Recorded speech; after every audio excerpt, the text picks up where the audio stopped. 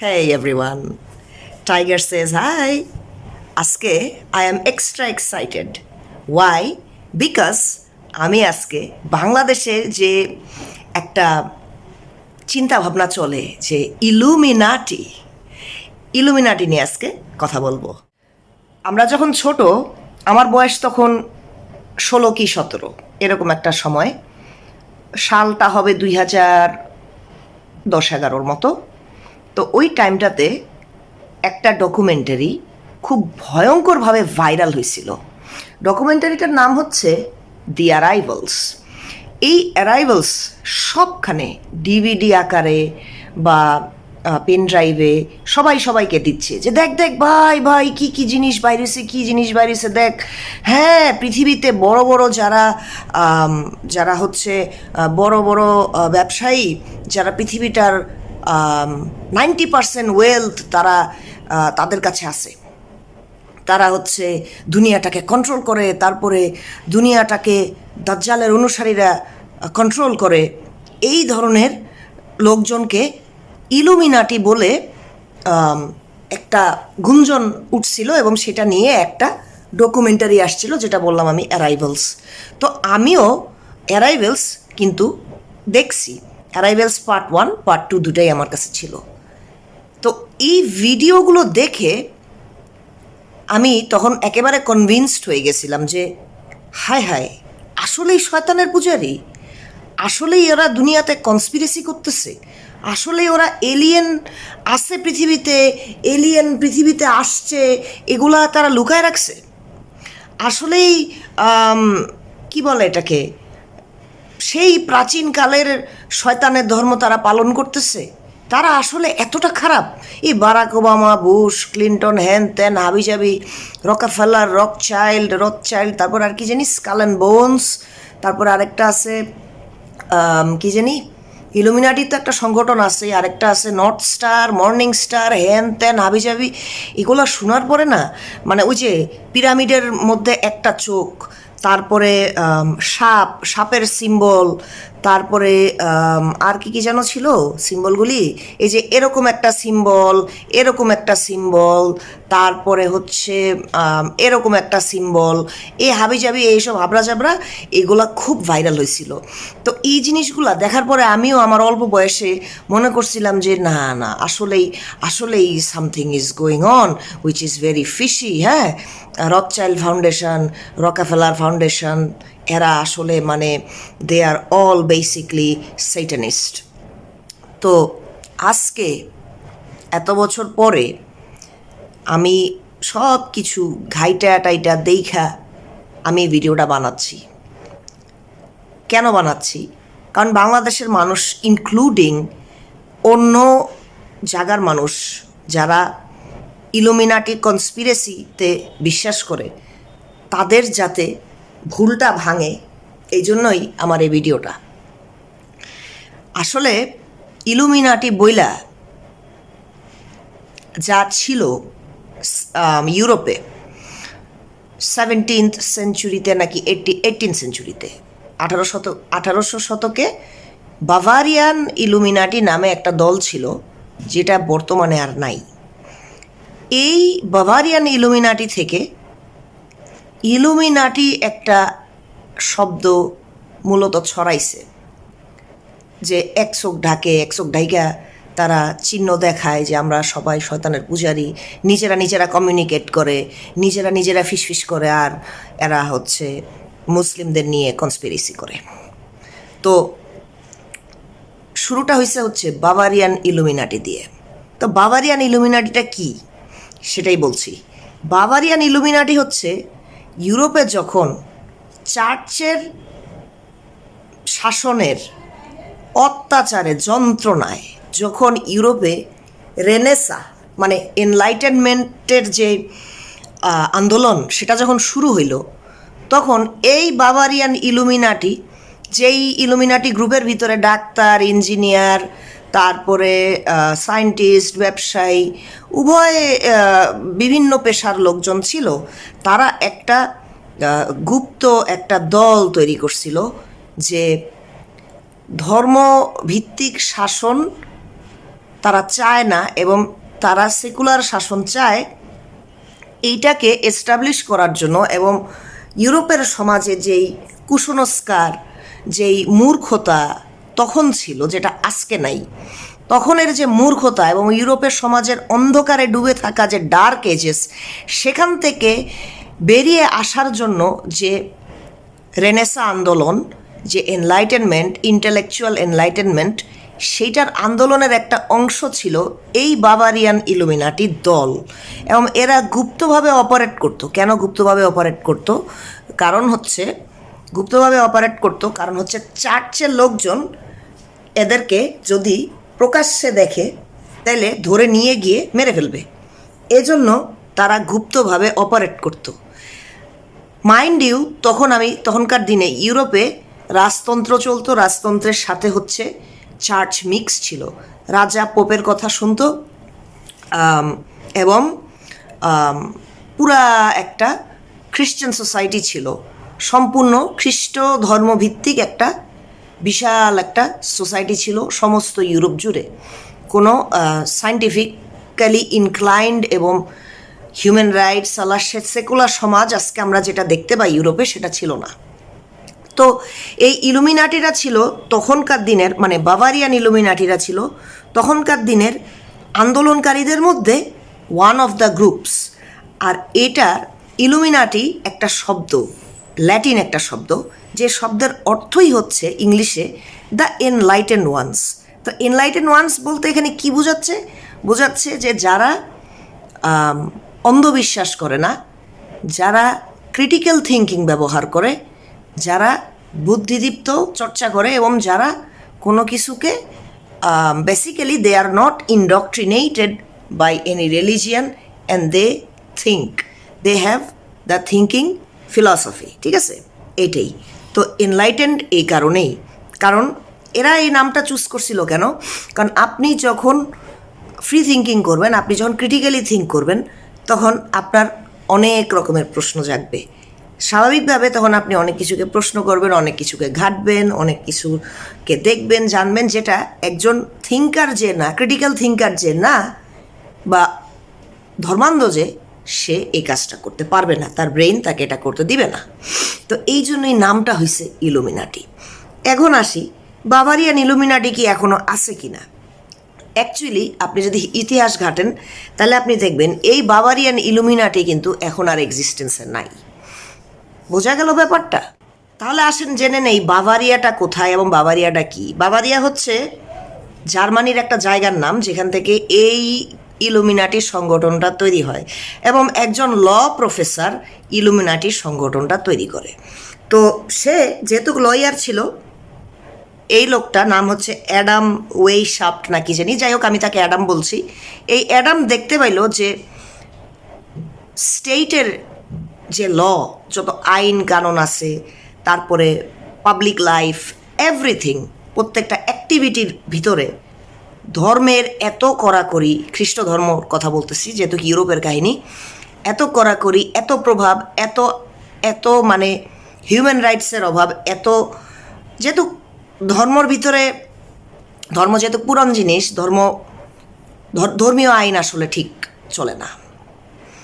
এই লোকটা একজন লয়ার, সে যখন দেখলো যে এই জিনিসগুলা, ধর্মের ইনইকুয়ালিটি, তারপরে ধর্মভিত্তিক যে আইনগুলো ইউরোপে তখন ছিল, সেগুলা anti reality, anti science, anti বাস্তবতা এবং উদ্ভট, মানুষের কাজে লাগতেছে না, মানুষের কাজের থেকে মানুষের বেকাজেই বেশি লাগে, তখন সে এই সংগঠনটা তৈরি করে।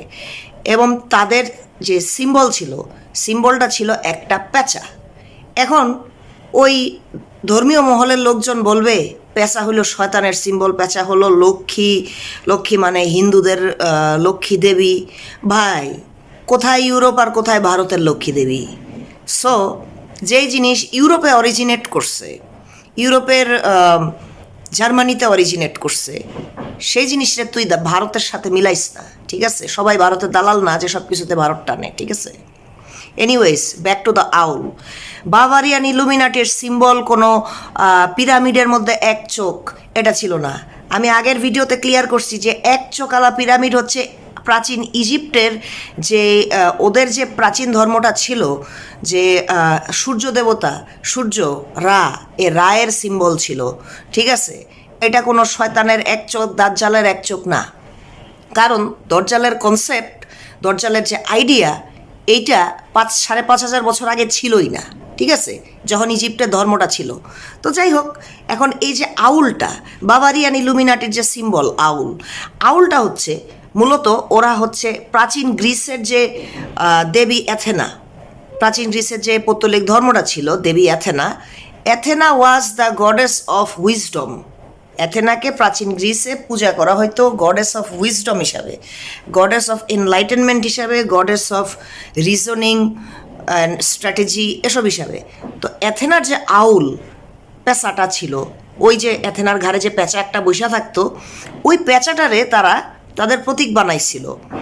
কিন্তু তার মানে এই না যে তারা অ্যাথেনাকে পূজা করত, তার মানে এই না যে তারা প্রাচীন পৌত্তলিক যে গ্রিসের যে ধর্মটা ছিল, ওই জুস, তারপরে অ্যাপোলো, তারপরে হেরা, এই জিনিসগুলোকে যে অ্যাডাম বা তার সাঙ্গপাঙ্গরা জার্মানিতে বসে পূজা করতো, বিষয়টা তা না। বিষয়টা হচ্ছে ওরা এটাকে একটা প্রতীকী হিসাবে নিছিল। দেয়ারফর ইলুমিনাটির যে সিম্বল আই অফ রা ইনসাইড আ পিরামিড, অরিজিনালি বিষয়টা কিন্তু তা না। ওদের অরিজিনাল সিম্বল ছিল দ্য আউল অফ অ্যাথেনা, ঠিক আছে? তো যেটা হলো, একটা সময় চার্চ তখনও ক্ষমতায় ছিল, তখনও ইউরোপ এনলাইটেনমেন্ট, টেনেসার মুভমেন্টের মধ্যে দিয়ে পুরাটা পাস হয় নাই। তো একটা সময় যেটা হলো, এই বাভারিয়ান ইলুমিনাটির সদস্যদেরকে চার্চ, কিংডম, কিং এরা ধরে মেরে ফেললো।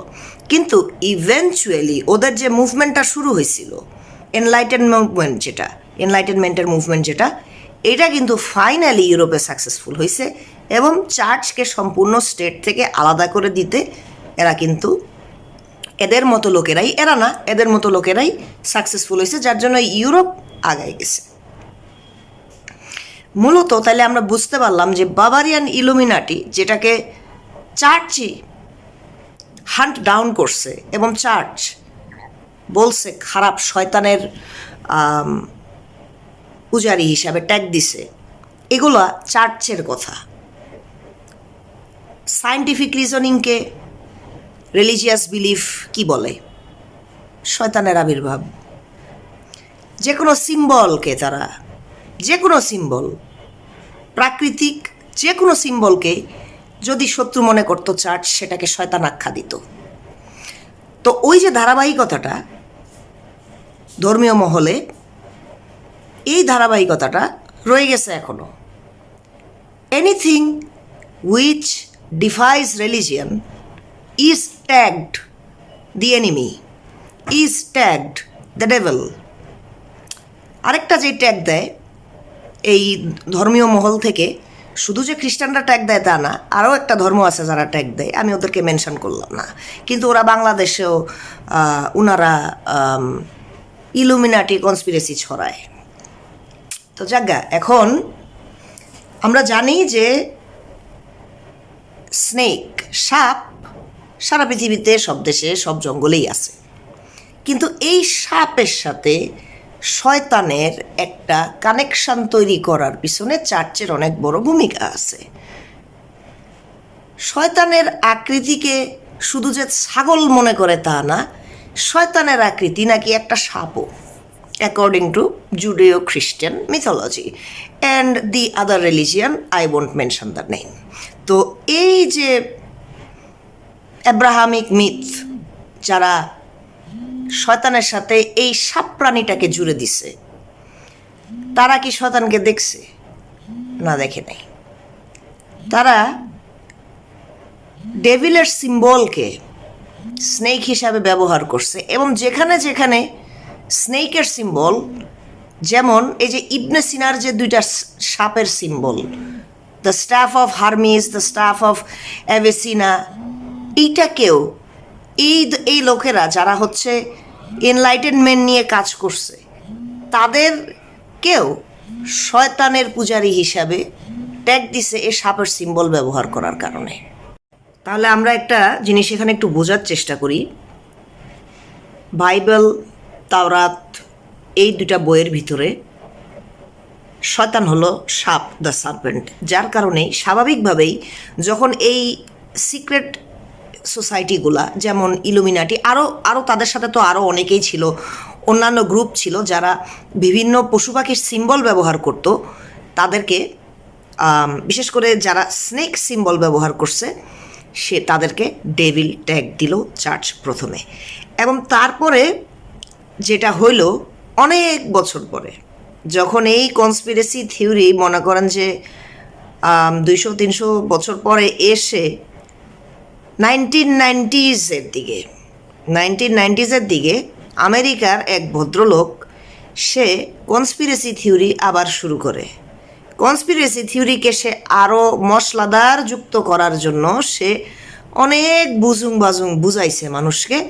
তার নাম জানি কি একটা ছিল, আমি ভুলে গেছি, তবে তার যে ভিডিও, তার যে কথাবার্তা সব কিছুই ছিল হচ্ছে গভর্নমেন্ট, আমেরিকার গভর্নমেন্টের বিরুদ্ধে, তারপরে বিজ্ঞানের বিরুদ্ধে।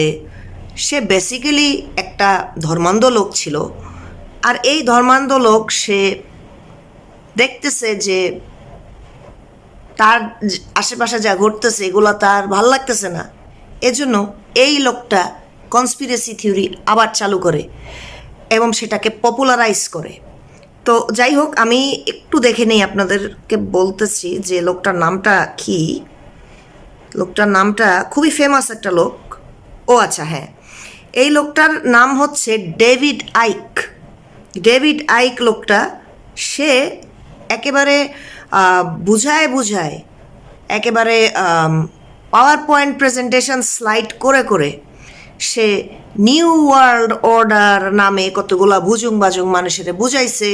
এই যেমন সারা পৃথিবীতে সিঙ্গেল গ্লোবাল একটা গভর্নমেন্ট আছে যারা সবাই ভিতরে এক, কিন্তু তারা মাসেসদেরকে কন্ট্রোল করে এবং তারা নিজেরা মাসেসদেরকে দাবিয়ে রাখে, যারা সমস্ত কলকাঠি নাড়ে, এই তো, এবং তারা সকলেই শয়তানের পূজা করে।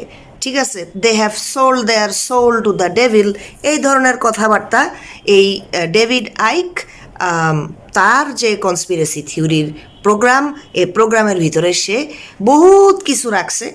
1990 শতকের দিকে, মানে 1990s দিকে, আমার বাংলায় ভুল থাকতে পারে, যাই হোক, এই লোকটা এই কনস্পিরেসি থিওরিগুলারে আবার লাড়াচাড়া দিয়া সে এগুলারে আবার পপুলারাইজ করছে। তো এই হচ্ছে কাহিনী।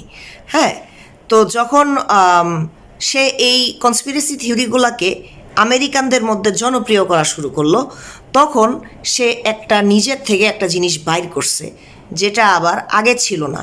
সেটা হচ্ছে দ্য রেপটিলিয়ান কনস্পিরেসি থিওরি। আরেকবার বলি, দ্য রেপটিলিয়ান কনস্পিরেসি থিওরি। তো রেপটিলিয়ান কনস্পিরেসি থিওরি, যেটা রেপটিলিয়ান এলিট থিওরিও বলে এটাকে। রেপটিলিয়ান এলিট থিওরিটা কি? রেপটিলিয়ান এলিট থিওরি হচ্ছে, এই ডেভিড আইক বলছিল যে রয়্যাল ফ্যামিলি যেগুলা সারা বিশ্বে, যে রয়্যাল ফ্যামিলিগুলো আছে, ব্রিটিশ রয়্যাল ফ্যামিলি, তারপরে স্প্যানিশ রয়্যাল ফ্যামিলি, হাবি জাবি বহুত কিছু, তারা সবাই সবার সাথে ব্লাড কানেক্টেড। স্বাভাবিকভাবেই ব্লাড কানেক্টেড, কারণ ধনীরা ধনীদেরকেই বিয়ে করতো, রয়্যালরা রয়্যালদেরকেই বিয়ে করতো, ওদের সাথে আত্মীয়তা করতো। সো হিস্টোরিক্যালি হ্যাঁ, তারা একজনের সাথে কোনো না কোনো দিক দিয়ে কানেক্টেড। তারা তো আর গরিব লোককে বিয়ে করতো না। তো ঠিক আছে, এটা আমরা আজও দেখতে পাই। তো ব্যাক টু ডেভিড আইক। এই ডেভিড আইক পাগলায় করছে কি, সে এই যে রয়্যাল ফ্যামিলি, ওয়ার্ল্ড লিডার্স, হলিউডের বড় বড় হোমরা সোমরা, যাদের অনেকেই হ্যাপেন্স টু বি ইহুদি, আশকেনাজি জিউস, ঠিক আছে, এদেরকে অনেককেই সে ট্যাগ দিল যে এরা হচ্ছে রেপটিলিয়ান, মানে ওরা নাকি মানুষ না। ওরা মানুষ না মানে, এখন আপনারা হাসতেই পারেন যে ওরা মানুষ না, মানে ডেভিড আইকের কি মাথা খারাপ হয়ে গেছে? সে বলতেছে ওরা মানুষ না। হ্যাঁ, ডেভিড আইক বেসিক্যালি বোঝানোর চেষ্টা করছে এই যে ওয়ার্ল্ড লিডাররা, এরা হচ্ছে স্নেক পিপল, মানে ওরা এই পৃথিবীর মানুষ না, ওরা হচ্ছে অন্য একটা গ্রহ থেকে, গ্রহটার নাম হচ্ছে প্ল্যানেট এক্স অথবা নিবিরু। এই প্ল্যানেট থেকে এই সাপমুখী কিছু লোকজন নাকি পৃথিবীতে আসছে, যেটা নাকি ওদের আসল চেহারা ওরা লুকিয়ে রাখে। ওদের আসল চেহারা হলো সাপের মতো দেখতে, ওরা সিম্বল ব্যবহার করে সাপ, এবং ওরা নাকি পৃথিবীতে এসে বাসা বাঁধছে পৃথিবীর সাধারণ মানুষকে রুল করার জন্য। এরাই নাকি আনুনাকি, এবং এরাই নাকি গুপ্ত সোসাইটি, ইলুমিনাটি। দেখেন ডেভিড আইকের মাথা কীরকম খারাপ হইলে এটা বলা সম্ভব যে এই মানুষগুলা যারা নাকি এই ক্ষমতায় আছে, যারা নাকি রয়্যাল ফ্যামিলি, তারা নাকি মানুষ না, তারা নাকি সাপ, তারা নাকি সাপ প্রজাতির কোনো এক প্রাণী।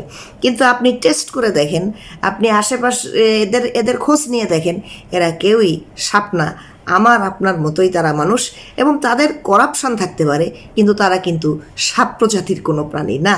তো এইভাবে করেই সে রেপটিলিয়ান এলিট থিওরিটা চালু করলো এবং মানুষের ভিতরে বিভ্রান্তি ছড়াই দিল যে এরা মানুষ না, এরা হচ্ছে shape shifting reptilian. Shape shifting মানে হচ্ছে ওই যে ইচ্ছাধারী নাগিন, ইচ্ছাধারী রূপ পরিবর্তন করা জিন টাইপের কোনো একটা প্রাণী।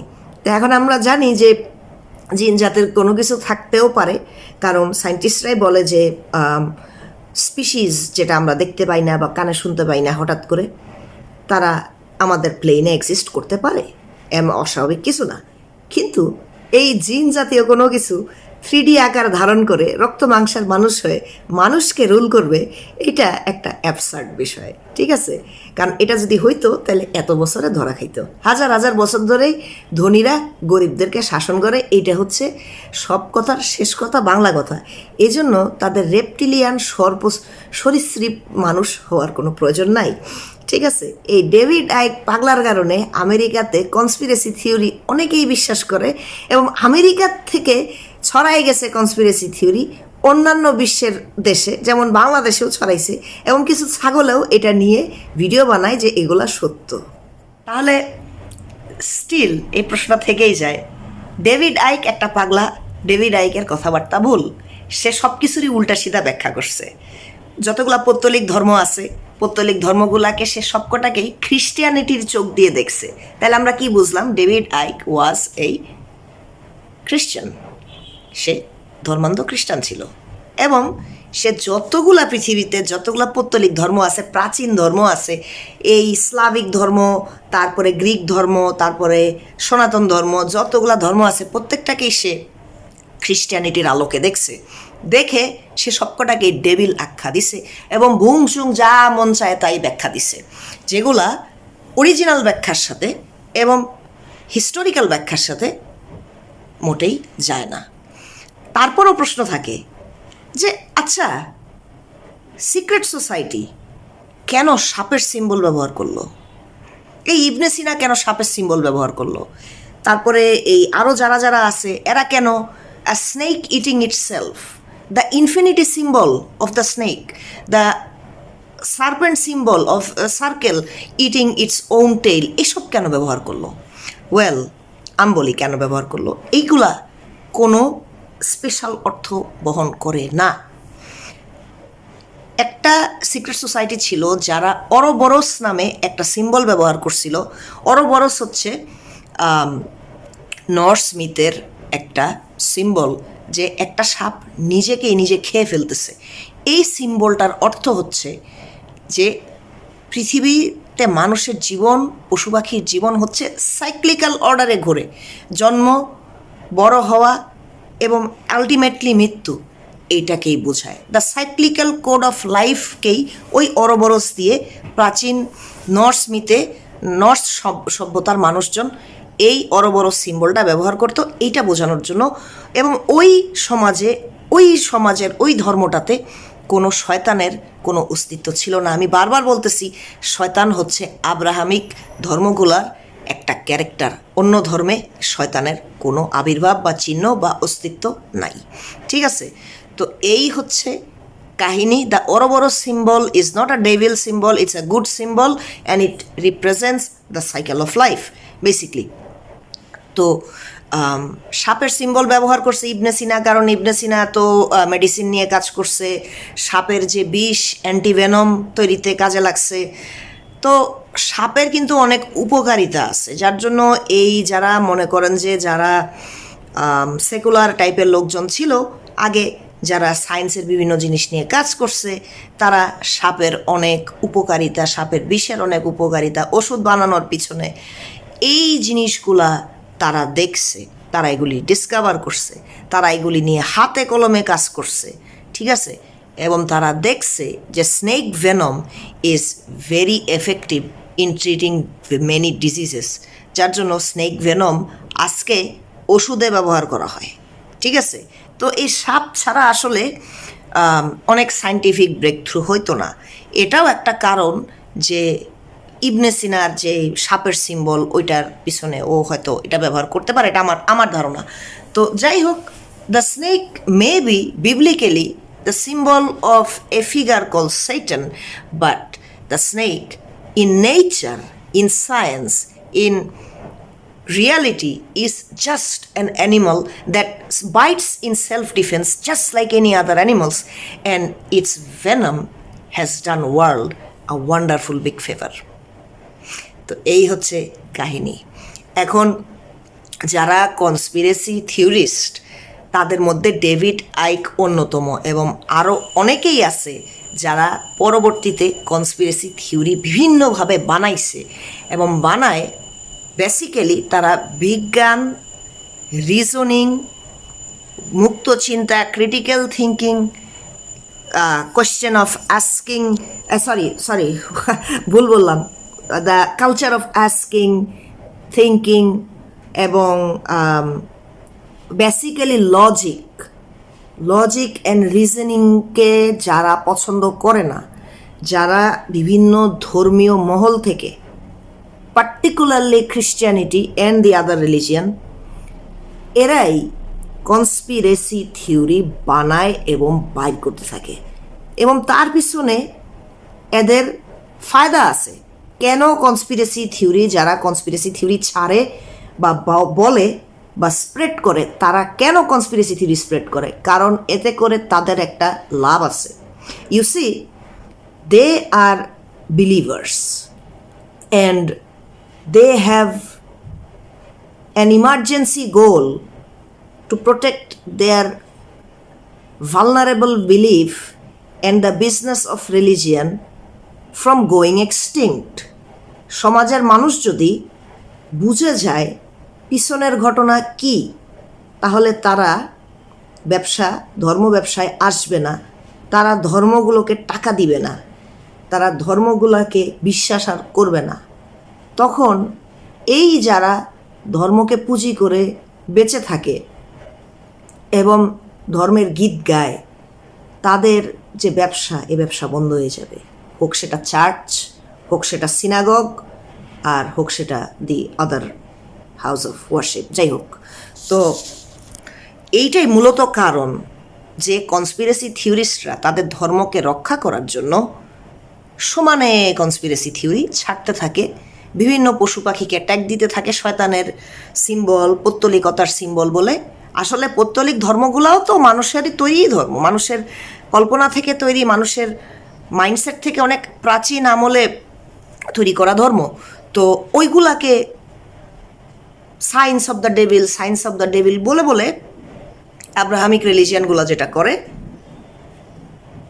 শয়তানের ট্যাগ দেয় এবং কনস্পিরেসি থিওরি তৈরি করতে থাকে, যাতে করে মানুষ ভয় পায় এবং ভয় পেয়ে ধর্মের দিকে আগ্রহী হয়ে ধর্মের দিকে ঝুঁকে পড়ে। আলটিমেটলি ওদের পকেটটা ভারী হয়। এই হচ্ছে কনস্পিরেসি থিওরিস্টদের strategy behind doing and keep doing what they do. আবার এখানে রেপটিলিয়ান থিওরির পাশাপাশি আরও একটা জিনিস ঘটে গেছে, যার জন্য অনেকে এলিয়েনে বিশ্বাস করে, এবং তারা বিশ্বাস করে যে এলিয়েনরা আমাদেরকে ধরতে আসবে। আচ্ছা, এলিয়েন যে থিওরিটা, যে এলিয়েনরা প্রাচীনকালে এসেছিল পৃথিবীতে এসে তারা মানুষকে জেনেটিক্যালি মডিফিকেশন করে দিয়ে গিয়েছে, তথা আনুনাকি, এরা এখনও আছে। আর এই ওয়ার্ল্ডের এলিট লিডার্সরা, ওরা হচ্ছে এই আনুনাকিদের বংশধর, এদেরই ব্লাড লাইন, এবং এরাই কি জানি আকাশে ইউএফও উড়ায় এই ধরনের জিনিসপত্র, এগুলাও কনস্পিরেসি থিওরির অংশ, ঠিক আছে। আসলে যদি এলিয়েন সত্যি সত্যি আসে, তাহলে সেটা নাসাই দেখাবে, ঠিক আছে। সেটা আমরা নিজেরাই দেখতে পাবো। এলিয়েন, বিশেষ করে সর্পমুখী এলিয়েন, এই ধরনের কথাবার্তা, এগুলা বলচুল গাঁজাখুরি কথা, যেগুলা অনেক আগে থেকেই অনেক কট্টরবাদীরা এগুলা ছড়ায় আসছে পশ্চিমা বিশ্বে, এবং এটা আমাদের দেশেও আমদানি হয়েছে। তো একটা জিনিস খেয়াল করে দেখবেন, আমেরিকার আকাশে ফ্লাইং সসার দেখা যায়, কিন্তু বাংলাদেশে কোনোদিন এলিয়েনের ফ্লাইং সসার দেখা যায় না, ভারতে কখনো দেখা যায় না। এটার কারণ কি বলেন তো? কারণ কিছুই না। আমেরিকায় অনেক ফেক নিউজ তৈরি করে এবং অনেক আতঙ্ক সৃষ্টি করার জন্য অনেক কিছু হয়, কিন্তু আপনি আমেরিকার বাইরে যান, দেখবেন এই এলিয়েন টেলিয়েন কিছু নাই, মানুষের মাথায়ও এটি নাই। এগুলা মূলত আমেরিকা থেকে ইম্পোর্ট করা কনস্পিরেসি থিওরি, ইলুমিনাটি চক্রান্তের যে ভ্রান্ত হোক্স, এই হোক্স বাংলাদেশেও আসছে, এবং যারা ধর্মীয় মহল তারা এটাকে ব্যবহার করে মানুষের ভিতরে বিভ্রান্তি এবং অন্ধকার ছড়াচ্ছে। ঠিক আছে, এই গেল কাহিনী। আসলে এলিয়েন যদি থাকে তাহলে সেটা আমরা একটা সময় দেখতেই পাবো। এটা আমাদের থেকে ইন্টেলিজেন্টও হতে পারে, আমাদের মানুষের থেকে তারা নিচু শ্রেণীর প্রাণীও হইতে পারে, 8-10টা প্রাণীর থেকেও অধম হইতে পারে। You never know. একটা বিশাল মহাবিশ্ব, এই মহাবিশ্বর ভিতরে পৃথিবীর বাইরে অন্যান্য প্রাণী থাকতে পারে, প্রাণের অস্তিত্ব থাকতে পারে। আমাদের সৌরজগতে এখন পর্যন্ত প্রাণের অস্তিত্ব ওভাবে পায় নাই, বা মানুষের বসবাসযোগ্য প্ল্যানেট পায় নাই। মঙ্গল গ্রহরে অনেক অনেক জল্পনা কল্পনা করে দেখে মঙ্গল গ্রহ যথেষ্ট না মানুষের বসবাস করার জন্য, আর চাঁদ তো নাই। তো আমাদের সৌরজগতের বাইরেও আরও অনেক অনেক কিছু আছে পুরাটা ইউনিভার্সে। এখন ওখানে পশু পাখি থাকলে থাকতেই পারে, প্রাণী থাকলে থাকতেই পারে, কিন্তু এই যে ওনারা এসে মানুষকে একেবারে করে দিয়েছে জেনেটিক্যালি মডিফাইড, এই সমস্ত বলচল কথাবার্তা ছড়ানো বন্ধ করেন। বোঝা গেল ব্যাপারটা? ইলুমিনাটি কনস্পিরেসি থিওরি একটা বোগাস বুলশিট ছাড়া আর কিচ্ছু না। আপনারা এটা মাথায় নিয়ে রাখেন। এগুলা বিভিন্ন ধর্মান্ধ মহল থেকে এগুলা ছড়ায়, এবং সব কিছুর পিছনে ওই যে জেনেসিসের কাহিনীটা, ওই যে আদম হাওয়া ফল খাইছিল, ফলকে খাওয়াইছে এক শয়তানে খাওয়াইছে, শয়তান দেখতে কেমন সাপের মতো, এইটার সাথেই জড়িত, এইটা নিয়েই জড়িত। এই কারণে, ঠিক এই কারণে মানে ধর্মের সাথে বাস্তবতার ক্ল্যাশ হয় বলে যখন চার্লস ডারউইন যখন এভলিউশন থিওরি বাইর করলো, এবং চার্লস ডারউইন যখন পৃথিবীর বিভিন্ন দেশে ঘুরে ঘুরে বিভিন্ন পশু পাখির উপরে জল্পনা কল্পনা এক্সপেরিমেন্ট চালায়া বিভিন্ন তথ্য সংগ্রহ করে সে বলল যে বিবর্তন বলে একটা জিনিস আছে, এবং বিবর্তন হয় পশু পাখির ভিতরে লক্ষ লক্ষ বছর ধরে। ঠিক আছে, পৃথিবীর বয়স অনেক বেশি, এবং মানুষের ভিতরেও বিবর্তন হয়। মানুষেরও কোনো এক বানরের সাথে আমাদের হচ্ছে জিনের কিছুটা মিল আছে। সে কিন্তু এটা বলে নাই যে বান্দরের কোলে মানুষের বাচ্চা জন্মাইছে, বিষয়টা কিন্তু তা না। বিষয়টা হচ্ছে যত মনুষ্য আছে এবং যত বান্দর কিসিমের জাতি আছে, এদের প্রত্যেকের সাথেই একটা বিলুপ্ত প্রজাতির বানরের একটুখানি মিল আছে। এইটা ছিল এভলিউশনের ডারউইনের কথা। এবং এভলিউশন যে সত্য এটা নিপাতনে সিদ্ধ। ঠিক আছে, আপনি ন্যাচারাল হিস্ট্রি মিউজিয়ামে গেলে বায়োলজিস্টের সাথে কথা বললে আপনি এটাই দেখতে পাবেন যে বিবর্তন আসলে কোনো ফলস থিওরি না, বিবর্তনের অনেক কিছু সত্য। ঠিক আছে, তো এই যে বিবর্তনবাদ নিয়ে ডারউইন যখন দাঁড়াইলো, তখন চার্লস ডারউইনরে ফতোয়া দিল যে তুমি যে থিওরি অফ ক্রিয়েশন, মানে মানুষকে সৃষ্টি করেছে সাম ক্রিয়েটার, পৃথিবী মাত্র 6000 বছরের পুরনো, পৃথিবীটা ফ্ল্যাট, ঠিক আছে, তারপরে পৃথিবীকে কেন্দ্র করে আমাদের মহাবিশ্ব, এই ধরনের কথাবার্তা যখন ডারউইনের কথার সাথে তারপরে আরও যে বিজ্ঞানী ছিল ওদের কথার সাথে মিলল না, তখন এদেরকে সাইড করে দিল এবং এদেরকে শয়তান, হেরেটিক, খারাপ, অ্যান্টি রিলিজিয়ান, অ্যান্টি মোরাল, এই ধরনের আখ্যা দিয়ে শয়তানের পূজারী, শয়তানপন্থী, এই ধরনের ট্যাগ দিয়ে তাদেরকে ইউরোপের সমাজ সাইড করে দিল। কিন্তু পরবর্তীতে এই গ্যালিলি, ডারউইন, কোপারনিকাস, ব্রুনো, এরা যা যা যা যা বলে গেছে, প্রত্যেকটা জিনিস অক্ষরে অক্ষরে মিলে গেছে।